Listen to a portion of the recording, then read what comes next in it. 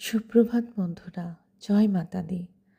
আজ প্রথমা শুরু হলো মা বৈষ্ণোদেবী মায়ের পূজা চৈত্র মাসের। আজ 22টা বছর হবে আমি এই পুজো করছি। তবে এই চৈত্র মাসেরটায় নিরামিষ খাই, আর পুজোর সময়টা আমরা করি। আর মা সকলকে খুব ভালো রেখো আর সুস্থ রেখো।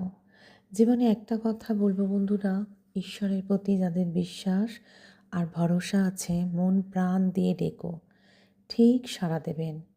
ঈশ্বর আছে গো, আমি বিশ্বাস করি আর ভরসাও করি। জীবনে অনেক কিছু এই বয়স পর্যন্ত দেখলাম, বুঝলাম যে জীবনে প্রতিনিয়তই মানুষ আসে, কেউ বন্ধু হয়ে, আর কেউ বা শুভাকাঙ্ক্ষী হয়ে, কেউ বা গুরুজন হয়ে, আর কেউ বা আত্মীয় হয়ে।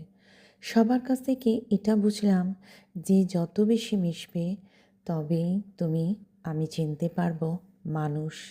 এই মানুষ ভালোবাসতে আসবে, আর কিছু মানুষ আসবে মানুষ চিনতে শেখাতে।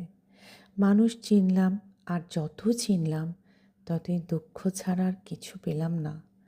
তাই বলবো বন্ধুরা, কখনো মানুষের বাইরের রূপ দেখে মানুষকে বিচার করো না গো। মানুষের বাইরের আর ভেতরের রূপ একরকম নয়, যখন তখন বদলায়। আমরা দুঃখ পাই, ভেঙে পড়ি, কিন্তু ঈশ্বর ঠিক রক্ষা করেন। শুধু বলবো বন্ধুরা, বিশ্বাস রেখো ভগবানের উপর।